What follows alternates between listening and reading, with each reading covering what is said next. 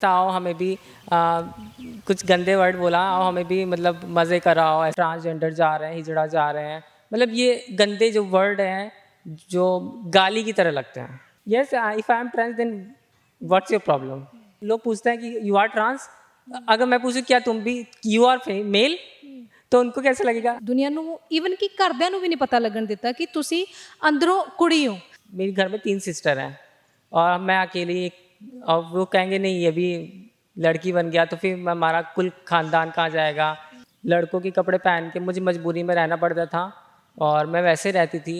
मुझे घुटन महसूस होती थी, बहुत कंट्रोल करके चलते हुए भी मुझे 10 बार सोचना पड़ता था कि मुझे ऐसे चलना है, मुझे हाथ नहीं हिलाना है। वहाँ पे मेरे साथ हुआ, मतलब भेदभाव हुआ वहाँ पे। लाइक मैं मेकअप करके जाती थी तो भेदभाव मुझे वहाँ पे भी देखना मिला। ਜਦੋਂ ਗ੍ਰੈਜੂਏਸ਼ਨ ਹੁੰਦੀ ਆ ਫਿਰ ਦੱਸਦੇ ਹੋ ਘਰਦਿਆਂ ਨੂੰ ਕਿ ਮੈਂ ਇੱਕ ਕੁੜੀ ਆ? हाँ ऑब्वियसली, जब मैंने हाँ फिर जैसा और उन्होंने एक्सेप्ट नहीं किया मुझे कि वो यही बोलते थे कि पड़ोसी क्या कहेंगे, सो समाज क्या कहेगा। 24-25 ਸਾਲ ਤੁਸੀਂ ਉਹ ਚੀਜ਼ਾਂ ਕਰਦੇ ਰਹੇ ਜੋ ਤੁਹਾਡੀ ਰੂਹ ਇਜਾਜ਼ਤ ਨਹੀਂ ਦਿੰਦੀ। ਅਕਸਰ ਅਸੀਂ ਨਾਰਮਲੀ ਦੇਖਦੇ ਹਾਂ ਕਿ ਲੋਕਾਂ ਨੂੰ ਜਦੋਂ ਉਹਨਾਂ ਦੇ ਕਰੀਬ ਕੋਈ ਟਰਾਂਸਜੈਂਡਰ ਜਾਂ ਕੋਈ ਇਸ ਕਮਿਊਨਿਟੀ ਦੇ ਲੋਕ ਆਉਂਦੇ ਨੇ ਤਾਂ ਉਹ ਭੱਜਦੇ ਨੇ। ਤੁਹਾਡੇ ਤੋਂ ਵੀ ਲੋਕਾਂ ने ਭੱਜਣਾ शुरू किया? ये चीज़ नोटिस किया है, जैसे मैं बस में इस साइड बैठी तो मैं बगल वाला सीट खाली रहती थी, कोई नहीं बैठता था। जैसे मुझे भेदभाव का वो एक देख सकते हैं, एक अनटचेबिलिटी की बात हम जब करते हैं तो देख सकते हैं आप, मेरे बगल में कोई बैठता नहीं था। ना लेडीज़ बैठती थी ना जेंट्स बैठता था, कोई नहीं बैठता था। मुझे बुरा लगता था कि मतलब इस कदर मुझे आप इंसान भी नहीं मानते हो। बच्चों में जब आप जेंडर बेस्ड डिस्क्रिमिनेशन नहीं करते हो, अगर वही बड़ा हो जाता है और आप साड़ी डालते हो, कपड़े डालते हो, अगर लड़की लड़कों की तरह रहना पसंद करती है, लड़का लड़कियों की तरह रहना पसंद करता है, तो सोसाइटी को क्या वहाँ पे ऑब्जेक्शन क्यों हो जाता है, फैमिली को ऑब्जेक्शन क्यों हो जाता है। ਉਦੋਂ ਕਦੀ ਸੋਚਿਆ ਕਿ ਅੱਜ ਬਾਹਰ ਨਿਕਲੂੰਗੀ ਤੇ ਅੱਜ ਵੀ ਮੈਨੂੰ ਲੋਕ ਘੂਰਨਗੇ? हाँ मुझे पता है कि ये चीज़ होनी है, क्योंकि एक ट्रांस के साथ ये चीज़ होती ही आई है। ਇਹ ਧਾਰਨਾ ਬਾਰੇ ਕੀ ਕਹੋਗੇ? ਸਮਾਜ ਇਹ ਸੋਚਦਾ ਕਿ ਜੇਕਰ ਅਸੀਂ ਜਾਂ ਸਾਡੇ ਬੱਚੇ ਇੱਕ ਟਰਾਂਸਜੈਂਡਰ ਦੇ ਨਾਲ ਜਾਂ ਕਿੰਨਰ ਦੇ ਨਾਲ ਰਹਿਣਗੇ ਤਾਂ ਉਹਨਾਂ ਦੇ ਉੱਤੇ ਪ੍ਰਭਾਵ ਪਵੇਗਾ। कोई किसी के साथ रह के वो उसके जैसा नहीं बन सकता है। ਪਹਿਲਾਂ ਸਰੀਰ ਮੁੰਡੇ ਦਾ ਸੀ, ਅੰਦਰ ਕੁੜੀ ਸੀਗੀ, ਹੁਣ ਸਰੀਰ ਤੇ ਆਤਮਾ ਦਾ ਮੇਲ ਹੋ ਗਿਆ। ਕਿਵੇਂ ਮਹਿਸੂਸ ਕਰਦੇ ਹੋ? पीस, लाइक जैसे अभी हवा चल रही है जिसको हम महसूस कर सकते हैं, सेम ऐसे ही मैं भी महसूस करती हूँ। ਅੱਛਾ, ਅੱਗੇ ਫਿਰ ਵਿਆਹ ਦਾ ਕੀ ਸਟੇਟਸ ਹੈ? ਤੇ ਜੇ ਤੁਹਾਨੂੰ ਰੂਹ ਨਾਲ ਚਾਹਣ ਵਾਲਾ ਜੇ ਮਿਲ ਜੇ ਕੋਈ? Well and good. ਸਤਿ ਸ਼੍ਰੀ ਅਕਾਲ, ਮੈਂ ਹਾਂ ਤੁਹਾਡੇ ਨਾਲ ਜਸਪ੍ਰੀਤ। ਸਾਡੀ ਕੋਸ਼ਿਸ਼ ਹੁੰਦੀ ਹੈ ਸਮਾਜ ਦੇ ਉਸ ਪੱਖ ਦੇ ਬਾਰੇ ਗੱਲਬਾਤ ਕਰਨ ਦੀ ਜਿਸ ਪੱਖ ਦੇ ਬਾਰੇ ਸਮਾਜ ਵਿੱਚ ਗੱਲ ਨਹੀਂ ਹੁੰਦੀ, ਜੇ ਹੁੰਦੀ ਵੀ ਆ ਤਾਂ ਬਹੁਤ ਘੱਟ। ਤੇ ਅੱਜ ਅਸੀਂ ਗੱਲ ਕਰਾਂਗੇ ਥਰਡ ਜੈਂਡਰ ਬਾਰੇ।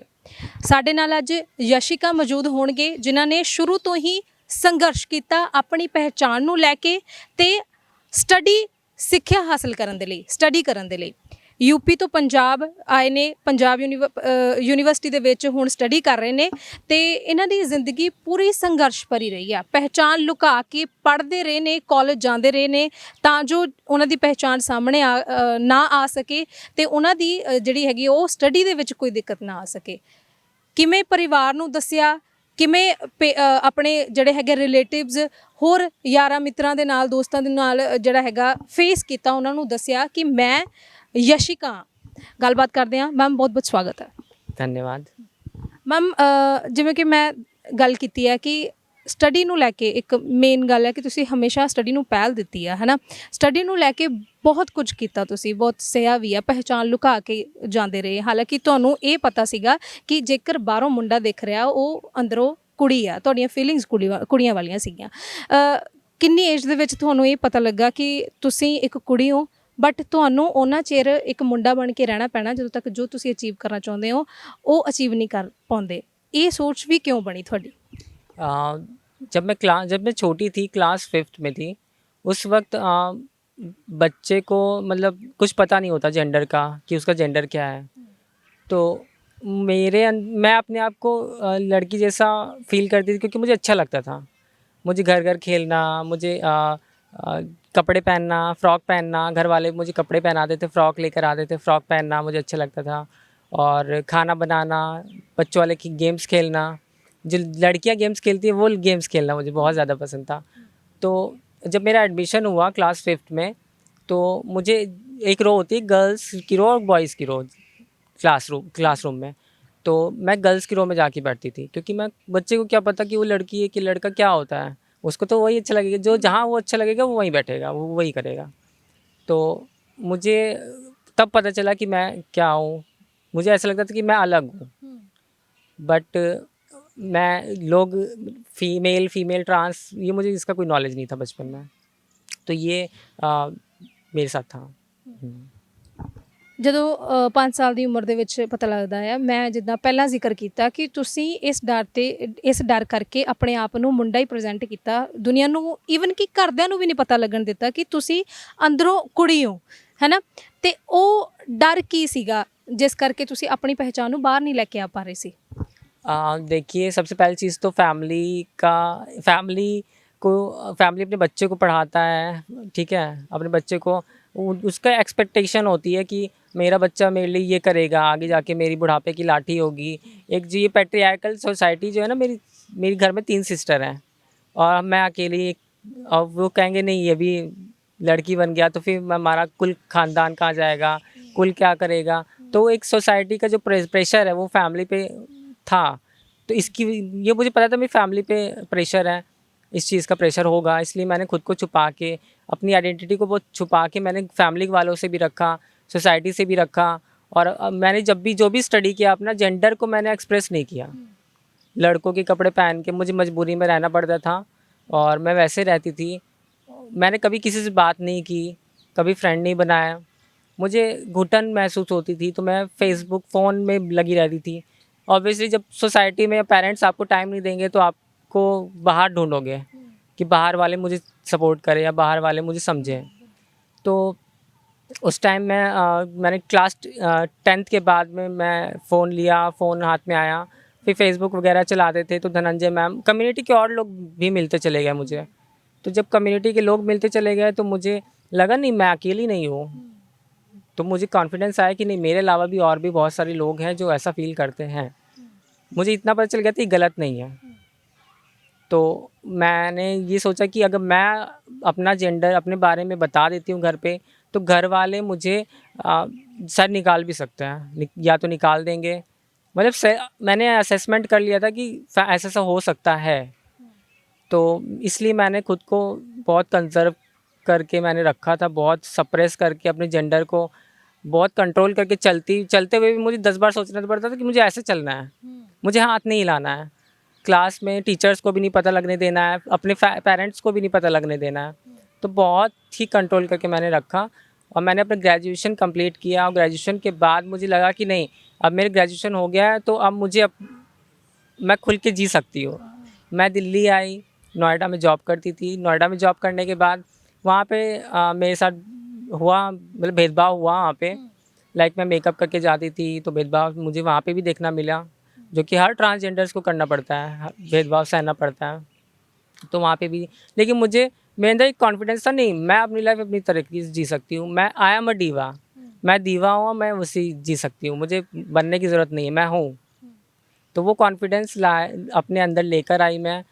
तो तब जाके मैंने अपना ग्रेजुएशन के बाद मुझ में हिम्मत आई कि मुझे नहीं, अभी आगे पढ़ाई करनी चाहिए, मास्टर्स करना चाहिए। जब मेरा एकेडमिक्स इतना अच्छा है, मैंने क्लास 12th में अपने स्कूल में टॉप किया था, कि मेरा रिकॉर्ड अच्छा है एकेडमिक का, तो मैं क्यों आगे ना पढूँ।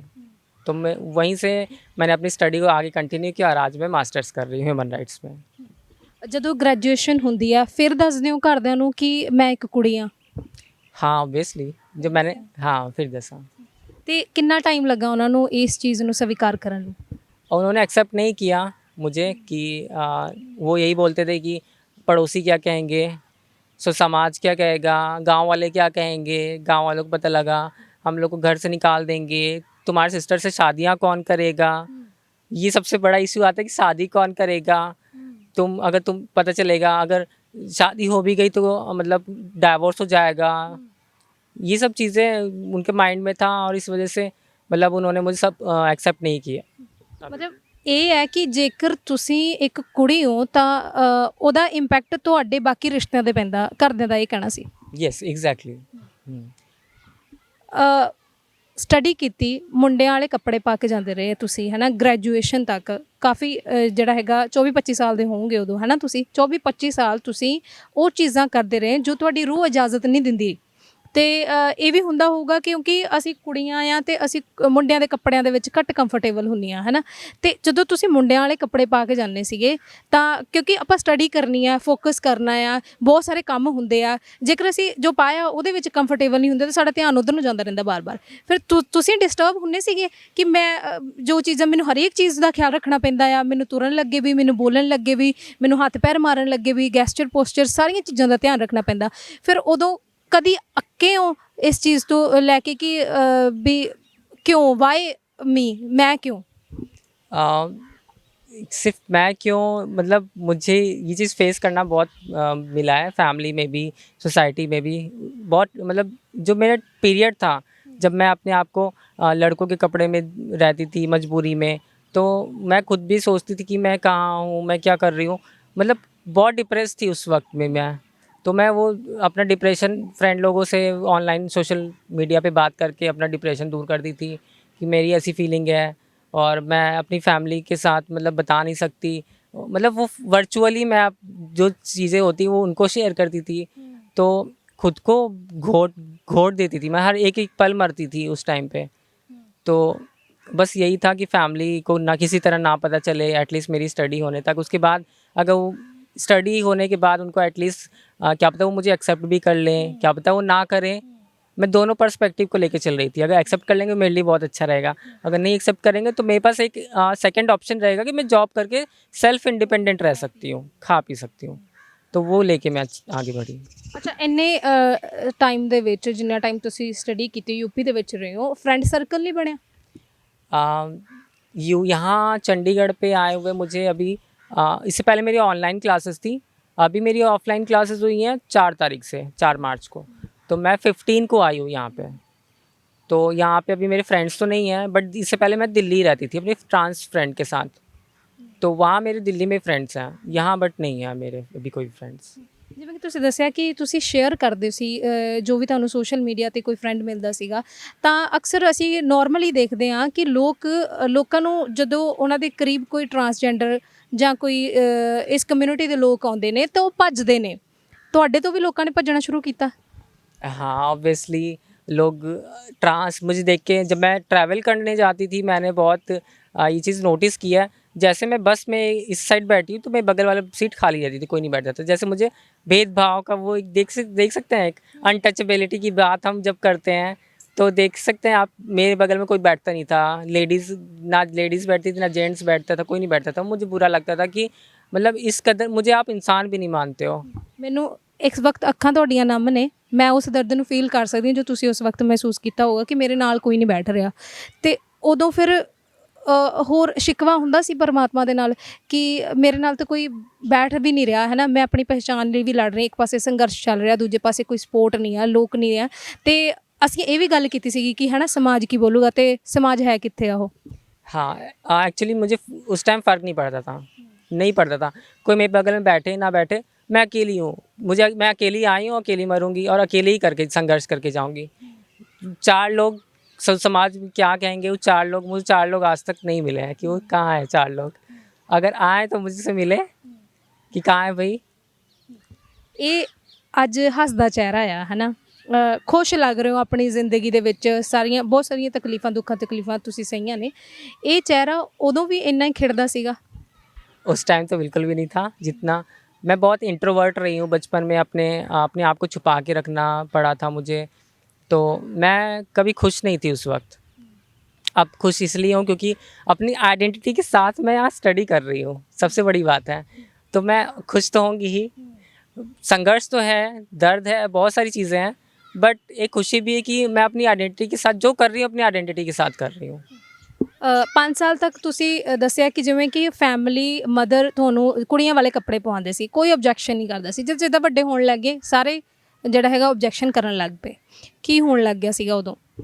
हाँ, ये एक चीज़ है कि अगर बच्चे को लड़की वाले कपड़े पहनाओ या लड़कों वाले कपड़े पहनाओ, उस टाइम उनको कोई ऑब्जेक्शन नहीं होता, समाज को भी नहीं ऑब्जेक्शन होता। समाज कहता है कि आप कुछ भी पहना दो, वो भी कुछ रिएक्ट नहीं करते, आप कि वो लोग तारीफ़ करते हैं अच्छी लग रही है, अच्छा लग रहा है। बच्चों में जब आप जेंडर बेस्ड डिस्क्रिमिनेशन नहीं करते हो, अगर वही बड़ा हो जाता है और आप साड़ी डालते हो, कपड़े डालते हो, अगर लड़की लड़कों की तरह रहना पसंद करती है, लड़का लड़कियों की तरह रहना पसंद करता है, तो सोसाइटी को क्या वहाँ पे ऑब्जेक्शन क्यों हो जाता है, फैमिली को ऑब्जेक्शन क्यों हो जाता है? बच्चा तो वही है ना, बचपन में तो आपको अच्छा लग रहा था, आप एक्सेप्ट कर रहे थे। अगर आप बड़े हो गए, वही चीज़ पहन लिया, वही चीज़ कर रहे हो, तो आपको ऑब्जेक्शन होता है, नहीं ये तो सोसाइटी क्या कहेगी। उस टाइम से बचपन में सोसाइटी क्या कहेगी वो नहीं पता था, अभी सोसाइटी क्या कहेगी वो आपको प्रॉब्लम पता चल रही है कि सोसाइटी अब क्या कहेगी। ਉਦੋਂ ਜਦੋਂ ਘਰੋਂ ਬਾਹਰ ਨਿਕਲਦੇ ਸੀ ਕਦੀ ਇਦਾਂ ਸੋਚਿਆ ਕਦੀ ਜਦੋਂ ਤੁਸੀਂ ਸਟਰਗਲ ਕਰ ਰਹੇ ਸੀਗੇ ਆਪਣੀ ਪਹਿਚਾਣ ਦੇ ਲਈ ਉਦੋਂ ਕਦੀ ਸੋਚਿਆ ਕਿ ਅੱਜ ਬਾਹਰ ਨਿਕਲੂੰਗੀ ਤੇ ਅੱਜ ਵੀ ਮੈਨੂੰ ਲੋਕ ਘੂਰਨਗੇ? हाँ, मुझे पता है कि ये चीज़ होनी है, क्योंकि एक ट्रांस के साथ ये चीज़ होती ही आई है। बाहर जाओ तो बाहर भी लोग कमेंट्स पास करते हैं, ट्रांसजेंडर जा रहे हैं, हिजड़ा जा रहे हैं। मतलब ये गंदे जो वर्ड हैं, जो गाली की तरह लगते हैं, हम लोग को गाली की तरह लगते हैं। आप मैम या सर करके या फिर आप ट्रांस करके बात कर सकते हो। एक एक बोलने बात करने का तरीका होता है। जब आप बहुत डिग्रेडिंग वर्ड्स यूज़ करते हो तो वो चीज़ गाली की तरह लगती है। तो जब बाहर जाती हूँ, लाइक मैंने अभी पीआईएल के लिए मैंने अभी काम से मैं गई थी हाई कोर्ट के बाहर भी सब इंस्पेक्टर आम आदमी नहीं, सब इंस्पेक्टर था। वो मुझे गंदे वर्ड करके बुला रहा था, आओ हमें भी कुछ गंदे वर्ड बोला, आओ हमें भी मतलब मज़े कराओ, ऐसा कुछ बोला उसने, गंदे, बहुत गंदा वर्ड। तो मुझे उस टाइम मैं इग्नोर करके जा रही थी, तो मुझे लगा अगर मैं इग्नोर कर दिया अभी तो ये ना जाने आगे कितनी ट्रांस कोई कितने के साथ बदतमीज़ी करेगा, और इन्होंने इससे पहले कितनों के साथ किया होगा। तो मैं अपने एडवोकेट को बुलाई थी और वहाँ पे मैंने कहा सर आप ऐसे नहीं बोल सकते हो, मैं ह्यूमन राइट्स एक्टिविस्ट भी हूँ, स्टूडेंट हूँ। एज ए स्टूडेंट ये आपका राइट नहीं है कि आप किसी को ऐसे बोलो। आप रक्षक हो, आपको रक्षा करनी चाहिए, आपको सपोर्ट करना चाहिए। आप ही भक्षक बन जाओगे तो फिर लेडीज़ को कौन संभालेगा? उनके साथ क्राइम्स होते हैं, वीमेंस के साथ क्राइम होता है, और ट्रांस के साथ क्राइम होता है, मेंस के साथ, सबके साथ क्राइम होता है। तो अगर आप अभी से डिस्क्रिमिनेशन और ऐसे गंदे वर्ड बोलोगे तो हम कहाँ जाएंगे? ਤੁਸੀਂ ਯੂਪੀ ਤੋਂ ਚੰਡੀਗੜ੍ਹ ਪੜ੍ਹਨ ਆਏ ਹੋ, ਉੱਥੇ ਭੇਦਭਾਵ ਜ਼ਿਆਦਾ ਹੁੰਦਾ ਇੱਥੋਂ ਪੰਜਾਬ ਜਾਂ ਚੰਡੀਗੜ੍ਹ ਦੇ ਨਾਲੋਂ? भेदभाव की बात करूँ तो यूपी में तो बहुत ज़्यादा है, क्राइम में तो भी नंबर 1 है यूपी। और भेदभाव विमेंस के साथ जब इतना भेदभाव वहाँ पे होता है, तो हम तो ट्रांस हैं, हमारे साथ तो बहुत, हमें तो कहीं गिना भी नहीं जाता है। और स्टडी की बात करूँ, मैं यहाँ चंडीगढ़ से क्यों पढ़ने आई हूँ, क्योंकि मैंने इससे पहले इग्नू से मैंने फॉर्म भरा था, उसकी फ़ीस कुछ 10-12 हज़ार रुपये थी, लेकिन मेरे पास फ़ीस पे करने के लिए पैसा नहीं था कि मैं कहाँ से लाऊंगी। ठीक है, तो मुझे लगा कि मेरा मास्टर्स करने का सपना ऐसे ही लगता अधूरा रह जाएगा। तो मैं धनंजय माँ से मैंने बात की, तो उन्होंने बोला कि आप यहाँ से पढ़ लो, यहाँ से कर सकती हो तुम मास्टर्स रेगुलर, तुम्हें प्राइवेट ऐसे डिस्टेंस में करने की ज़रूरत नहीं है, रेगुलर कर सकती हो, यहाँ फ़ीस माफ़ है।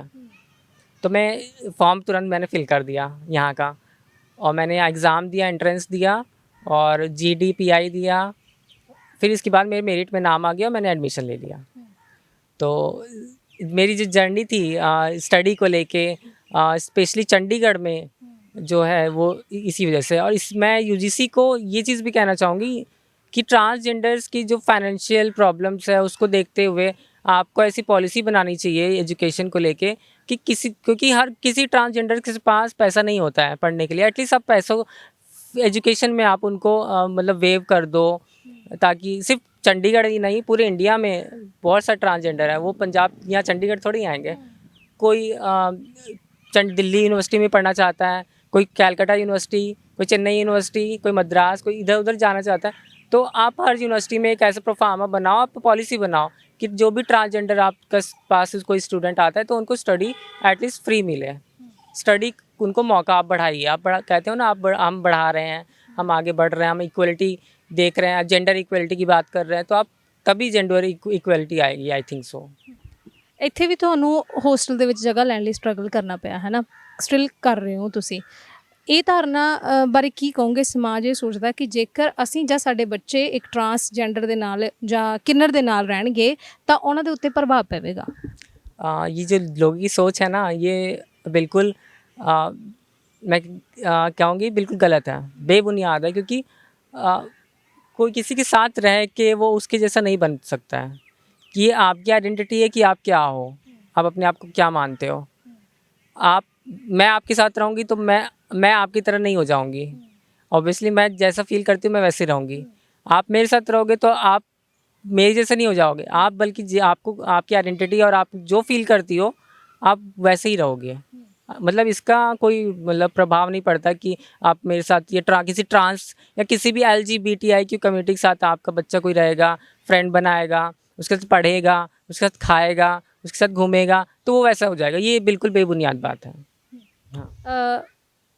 ਪਹਿਲਾਂ ਸਰੀਰ ਮੁੰਡੇ ਦਾ ਸੀ, ਅੰਦਰ ਕੁੜੀ ਸੀਗੀ, ਹੁਣ ਸਰੀਰ ਤੇ ਆਤਮਾ ਦਾ ਮੇਲ ਹੋ ਗਿਆ, ਕਿਵੇਂ ਮਹਿਸੂਸ ਕਰਦੇ ਹੋ?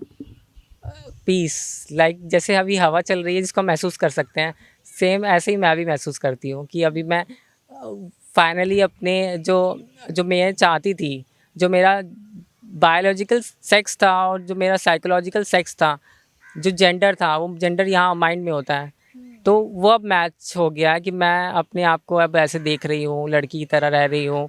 तो मुझे ऐसे ही अब ज़्यादा कंफर्टेबल लग रहा है। वो घुटन, वो जेल अब ख़त्म हो गई है। अभी एक आई एम सो एम्पावर। ਅੱਛਾ, ਅੱਗੇ ਫਿਰ ਵਿਆਹ ਦਾ ਕੀ ਸਟੇਟਸ ਹੈ? शादी का तो मैंने अभी कोई सोचा नहीं है, क्योंकि एजुकेशन अभी मुझे पढ़ना है। अभी मुझे आगे PhD करना है, उसके लिए मैं JRF की तैयारी भी कर रही हूँ। प्रोफेसर बनना है। प्रोफेसर बन के मुझे बच्चियों को, जो बच्ची होती हैं, जो अनाथ होती हैं, उनको मुझे पालना है, उनको पोसना है, उनको अच्छा एजुकेशन देना है। लोग सोचते हैं ना कि अपना बच्चा होना चाहिए। अपना बच्चा तो ठीक है, लेकिन आप किसी दूसरे को, किसी अनाथ को अगर किसी को सहारा दोगे तो वो कितना अच्छा है। आप किसी एक इंसान को पढ़ा रहे हो, लिखा रहे हो, उसको आगे बढ़ा रहे हो। मतलब अगर आपने किसी एक को पढ़ाया है, तो समझ लीजिए आपने पूरे इंडिया के लिए आपने कंट्रीब्यूट कर दिया है, कि आपने एक को इंडिपेंडेंट कर दिया, खड़ा कर दिया है। तो वो बहुत बड़ी चीज़ है। मैं आगे जाके एक बच्ची अडॉप्ट करना चाहूँगी और उसको पढ़ाना लिखाना चाहूँगी, शादी कराना चाहूँगी। सिर्फ एक बच्ची नहीं, तमाम जब मैं सक्सेस हो जाऊँगी, मैं अपनी सभी जितने वीमेंस हैं उनके लिए करना चाहूँगी, अपनी कम्युनिटी के लिए करना चाहूँगी, बच्चों के लिए जो आज भीख मांगते हैं, स्ट्रीट चिल्ड्रन जिसको कहते हैं। आज हम ह्यूमन राइट्स में हम बहुत सारी चीज़ें पढ़े हैं, तो बहुत प्रॉब्लम्स हैं सोसाइटी में। तो उस सोसाइटी को हम ही चेंज कर सकते हैं। अगर हम ठानेंगे तो तभी चेंज होंगे। ਵਿਆਹ ਦੇ ਬਾਰੇ ਹਲੇ ਕਿਉਂ ਨਹੀਂ ਸੋਚਿਆ? ਕਿ ਉਹਦੇ ਲਈ ਵੀ ਸੰਘਰਸ਼ ਕਰਨਾ ਪਊਗਾ, ਜਾਂ ਫਿਰ ਸੋਚ ਨਹੀਂ ਹੈ, ਕਿ ਸੋਚ ਇਹ ਹੈ ਕਿ ਸਮਾਜ ਦੇ ਵਿੱਚ ਕੁਝ ਹੋਰ ਸੁਧਾਰ ਲਿਆਂਦਾ ਜਾਵੇ? शादी की बात करो, जब आप हमारी आइडेंटिटी एक्सेप्ट नहीं करो, शादी तो बहुत दूर की बात है। सोसाइटी कहती है आप बच्चे नहीं पैदा कर सकते हो, ठीक है। सोसाइटी को भाई कुल का दीपक चाहिए। ਅੱਛਾ, ਪਿਆਰ ਰੂਹ ਦੇ ਨਾਲ ਹੁੰਦਾ ਹੈ, ਜਿਸਮ ਦੇ ਨਾਲ ਨਹੀਂ। ਤੇ ਜੇ ਤੁਹਾਨੂੰ ਰੂਹ ਨਾਲ ਚਾਹਣ ਵਾਲਾ ਜੇ ਮਿਲ ਜੇ ਕੋਈ? Well and good. ऑब्वियसली ऐसा नहीं है कि, बट लोगों की अभी भी, लोगों में जो उनकी थिंकिंग है लाइक पार्टनर्स को लेके, कि उन बहुत सारे लड़के भी होते हैं जो ये सोचता है कि नहीं हमारा घर क्या कहेगा, फैमिली की दबाव में आके वो नहीं कर पाते हैं। क्योंकि मेरी लाइफ में भी ऐसे लोग आए हैं जो बहुत अच्छे हैं, लेकिन वो फैमिली का वही, कि वो फैमिली, हाँ, प्रेशर, सोसाइटी का प्रेशर की वजह से वो फिर नहीं कर सकते हैं। ਬੈਚ ਵੀ ਲਗਾਇਆ ਹੋਇਆ ਟਰਾਂਸ ਲਾਈਵਸ ਮੈਟਰਸ, ਹਮੇਸ਼ਾ ਇੱਥੇ ਹੀ ਟੰਗਿਆ ਰਹਿੰਦਾ ਹੈ? हाँ, ये एक क्या कहते हैं, ये ज़रूरी है लोगों को अवेयर करने के लिए, अवेयरनेस के लिए, कि नहीं ट्रांस की लाइफ भी बहुत मैटर करती है इस समाज के लिए। उनके राइट्स, एटलीस्ट आप अवेयर होना चाहिए कि ट्रांस भी आपके साथ रहते हैं, आपके साथ पढ़ते हैं। तो ये चाहे बैच हो, चाहे स्ट्रिप हो, चाहे बैंड हो, चाहे मतलब कोई भी, या तो ड्रेस भी ऐसे ही हो ट्रांस फ्लैग वाली, तो वो पहन के मैं जाती हूँ, ताकि लोगों का अवेयरनेस होना चाहिए कि ट्रांस भी हैं, उनकी ज़िंदगी भी मायने रखती है। ਇਸ ਗੱਲ ਦਾ ਦੁੱਖ ਹੁੰਦਾ ਹੈ ਕਿ ਕੁੜੀ ਮੁੰਡੇ ਦੇ ਬਾਰੇ ਤਾਂ ਸਮਾਜ ਨੂੰ ਪਤਾ ਹੈ, ਪਰ ਟਰਾਂਸ ਬਾਰੇ ਉਹਨਾਂ ਨੂੰ ਯਾਦ ਕਰਾਉਣਾ ਪੈਂਦਾ? बहुत अजीब लगता है। लाइक मुझे लोग पूछते हैं कि यू आर ट्रांस। अगर मैं पूछूं क्या तुम भी यू आर मेल, तो उनको कैसा लगेगा। अगर मैं आपसे पूछूं यू आर फीमेल, तो आपको कैसा लगेगा, अजीब लगेगा ना। तो ये चीज़ बहुत अजीब लगता है कि पूछते you are trans. Yes, if I am trans then what's your problem. इंसान तो as a human, at least accept me as a human. क्योंकि आप एक जानवर को एक्सेप्ट करते हो, उसकी केयर करते हो, तो ट्रांस को एटलीस्ट आपको एक्सेप्ट करने में क्या प्रॉब्लम है? वो भी इंसान है, वो भी पढ़ना चाहते हैं। नाम बहुत सोहना है जशिका, पहला नाम की सीगा? पहले मेरा नाम आशीष था, बट फिर ये नेम मुझे अच्छा नहीं लगता था, जो पेरेंट्स ने दिया था, तो इस वजह से मैंने अपना नेम भी मैंने चेंज कर दिया ऑफिशियली। ट्रांसजेंडर सर्टिफिकेट मैंने अपना यशिका नेम से ही लिखवाया, और यशिका नेम मैंने चूज़ भी ऐसे किया था कि मैं अपना नाम रखूँ तो क्या रखूँ। तो कोई बोल रहा था कि आशीष था तो आशिका रख लो, आशी रख लो, बट नहीं, मैं जा रही थी तो मुझे एक बस दिखा, उसमें यशिका लिखा हुआ था, तो हाँ, तो मैंने मुझे वो अच्छा लगा तो मैंने नाम रख लिया। अपने आप ही रख लिया? हाँ, मैंने अपने आप ही रख लिया, खुद रखा। ਹਿਊਮਨ ਰਾਈਟਸ ਤੇ ਤੁਸੀਂ ਸਟੱਡੀ ਕਰ ਰਹੇ ਹੋ, ਇਸ ਕਰਕੇ ਕਿਉਂਕਿ ਤੁਹਾਨੂੰ ਹਮੇਸ਼ਾ ਆਪਣੇ ਹੱਕਾਂ ਲਈ ਲੜਨਾ ਪਿਆ? हाँ, ऑब्वियसली, क्योंकि मुझे अपने राइट्स के लिए सोचती भी थी उस टाइम से, 2012 से, और लड़ना भी था, अंदर जुनून भी था कि नहीं, मुझे अपनी कम्युनिटी के लिए लड़ना है, पूरे एलजीबीटी राइट्स के लिए लड़ना है। तो अब आगे जाके अपनी ह्यूमन राइट्स करके एज ए एक्टिविस्ट अब मैं जो ट्रांस हैं उनको एम्पावर करना चाहती हूँ, ताकि वो जॉब करें, वो इस प्रथा से बाहर निकलें, और इस प्रथा से निकल के लोगों को करके दिखाएं कि आप भी कर सकते हो, आप भी प्रोफेसर बन सकते हो, आप भी इंजीनियर बन सकते हो, आप भी बाकी की तरह सब कुछ कर सकते हो। ਸੋ ਜੀ ਇਹ ਸੀ ਸਾਡੇ ਨਾਲ ਯਸ਼ਿਕਾ, ਜਿਨ੍ਹਾਂ ਨੇ ਆਪਣੀ ਪਹਿਚਾਣ ਨੂੰ ਲੈ ਕੇ ਤੇ ਸਟੱਡੀ ਲਈ ਬਹੁਤ ਸੰਘਰਸ਼ ਕੀਤਾ। ਲੋੜ ਹੈ ਸਾਡੇ ਸਮਾਜ ਦੇ ਲੋਕਾਂ ਨੂੰ, ਇਸ ਕਮਿਊਨਿਟੀ ਦੇ ਲੋਕਾਂ ਦਾ ਸਾਥ ਦੇਣ ਦੇ ਲਈ। ਦੇਖਦੇ ਰਹੋ ਸਾਡਾ ਚੈਨਲ, ਮੈਨੂੰ ਦਿਓ ਇਜਾਜ਼ਤ, ਸਤਿ ਸ਼੍ਰੀ ਅਕਾਲ।